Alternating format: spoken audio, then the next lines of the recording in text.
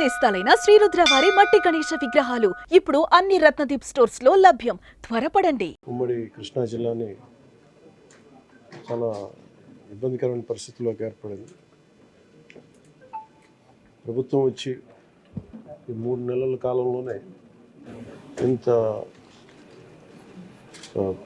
Historical efforts పెట్టాము. అందరూ గౌరవ ముఖ్యమంత్రి గారు కూడా చాలా వ్యయ ప్రయాసాలతోటి సహాయక రెస్క్యూ ఎఫర్ట్స్ అన్ని చేపడతా ఉన్నారు. నేను నా తరపు నుంచి పంచాయతీరాజ్ డిపార్ట్మెంట్ తోటి ఎప్పటికప్పుడు సమీక్షలు చేస్తా ఉన్నాను. లాస్ట్ టూ డేస్ నుంచి ముందస్తుగా అందరూ అనుకున్నట్టుగానే ఇది వర్షం ఎక్కువైంది, తను వచ్చి సహజ వరద అనుకున్నాం. ఆ తర్వాత రికార్డ్ బ్రేక్లో అసలు ఎవరు ఊహించిన విధంగా గత 50 ఏళ్లలో ఎప్పుడు రానంతగా వరద నీరు చేరడం, ముఖ్యంగా తెలంగాణ నుంచి అక్కడ పడ్డ వర్షాలు, అక్కడ వాగులు ఇవన్నీ వచ్చి ఫైనల్ కన్వర్జింగ్ పాయింట్ బుడిమే మన వైపు రావటం, దానికి మనం విపరీతంగా నష్టపోవడం. అలాగే ముఖ్యంగా విజయవాడ ఎందుకు ఇంత గురైందని చూస్తే ఇది ఇంత అవుట్లెట్ తీసుకోకపోవటం. బేసిక్గా గత ప్రభుత్వం చేసి ఉండాల్సింది పని కొంచెం దృష్టి పెట్టుండాల్సింది, వాళ్ళు పెట్టలేకపోయారు.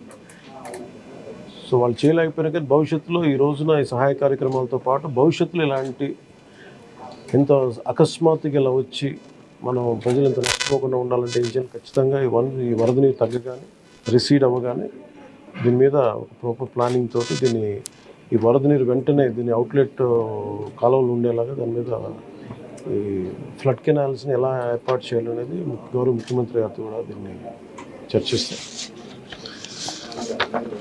ఇందాక కూడా మాట్లాడుతూ ఉంటే ఇన్ఫర్మేషన్ ఏమంటే బుడమేరుకు సంబంధించి కొంత గత ప్రభుత్వం కంప్లీట్గా విస్మరించింది ఈ ప్రాజెక్ట్స్ని. చాలా ఇప్పుడు మీరు చూస్తే మొన్న వాళ్ళ ప్రభుత్వం ఉన్నప్పుడు కూడా ఈ మన అన్నమయ్య ప్రాంతానికి పింఛా డ్యామ్ కూడా సరిగ్గా మెయింటెనెన్స్ చేయలేక నష్టపోయారు. ఒకటి కెపాసిటీకి మించి వరదలు వచ్చినాయి. ఒక్క ఆంధ్రప్రదేశ్ సంబంధించి మన తెలంగాణ నుంచి పడ్డ వర్షం కానీ అవన్నీ కూడా ఇది ఆంధ్రప్రదేశ్కి ఒక ముంపుగా ఏర్పడ్డాయి. దానితోడు ఈ అవుట్లెట్స్ లేవు, ఫ్లడ్ కెనాల్స్ సరిగ్గా నిర్మించుకోలేకపోయాం. ఒకటి మన స్టేట్ బైఫర్కేషన్ నుంచి ఇప్పుడు దాకా మన ఇన్ఫ్రాస్ట్రక్చర్ ఇలాంటి భవిష్యత్తులో జరగకుండా, నగరాలకు ఎలాంటి ముంపు వాటిల్లకుండా ప్రతి నగరాన్ని కూడా దీన్ని అసెస్ చేయాల్సిన అవసరం ఉంది. ప్రస్తుతం విజయవాడని ప్రత్యేక కోణం నుంచి దీని మీద దృష్టి పెట్టాలి. అదొకటి ఈ ఫ్లడ్స్ అయిపోయిన తర్వాత ఆలోచిస్తున్నాం. ప్రస్తుతానికి సిసోడియా గారు చెప్పడం దీన్ని డిజాస్టర్ మేనేజ్మెంట్ హెడ్గా, స్టేట్ డిజాస్టర్ మేనేజ్మెంట్ హెడ్గా ఆయన మా దృష్టికి తీసుకొచ్చింది ఏంటంటే ప్రస్తుతం రిసీడ్ అవుతున్న నీళ్లు పెరగట్లేదు. రేపటికి ఇది మనకి ప్రకాశం బ్యారేజ్లో 5 lakh క్యూసెక్స్కి 5 దాకా వచ్చేస్తుందని చెప్తా ఉన్నారు. సో మేజర్ ప్రమాదం మనం తప్పింది. అది చాలా అదృష్టవశాత్తు ఇది భగవంతుడి కరుణ అనుకోవాలి. ఆల్మోస్ట్ ఒక 10-12 వేల క్యూసెక్లు రీచ్ అయ్యి ఉంటే అసలు టోటల్ అసలు మనం ఊహించిన ప్రమాదం జరిగి ఉండేది. అసలు మన ఎవరో కూడా అన్కంట్రోలబుల్గా జరిగి ఉండేది. ఒకటి ఇది మేజర్గా చెప్పాలంటే ప్రకృతి విపత్తు. ఇంకొంచెం తక్కువ స్థాయిలో మనం డ్యామేజ్ అయ్యి ఉండేది ఒకటి బుడమేరు కనుక గత ప్రభుత్వం సరిగ్గా మెయింటైన్ చేసి ఉంటే. ఎందుకంటే వాళ్ళు అన్నీ చిన్న ఇరిగేషన్ ప్రాజెక్ట్స్ కూడా సరిగ్గా కనీసం వాళ్ళు ఈ లాకులు కూడా రిపేర్ చేయలేకపోయిన పరిస్థితులు ఉన్నాయి వాళ్ళకి. సో ఇప్పుడు వాళ్ళని తిట్టి కూడా ప్రయోజనం లేదు. ఎందుకంటే ఇది ముందు మనం ప్రస్తుతం మా చేతిలో ఉన్నది ప్రభుత్వం ఏమన్నా మేము ఏం చేయాలని ఆలోచిస్తామో ఉన్నంతలో మొత్తం కూర్చోబెట్టి దాదాపు ఇండియన్ ఎయిర్ ఫోర్స్ నుంచి, నేవీ నుంచి, హెలికాప్టర్స్ ద్వారా, అలాగే డ్రోన్స్ ద్వారా ఫుడ్ సప్లై అన్నీ చేస్తా ఉన్నాం.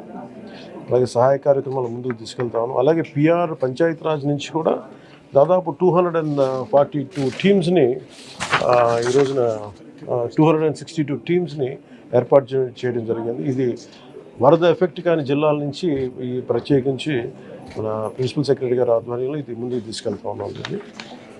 ఈ రెస్క్యూ కార్యక్రమాలకి సుమన్ టీవీలో మీ పర్సనల్ అండ్ బిజినెస్ ప్రమోషన్స్ కోసం కింది నెంబర్కి కాంటాక్ట్ చేయండి.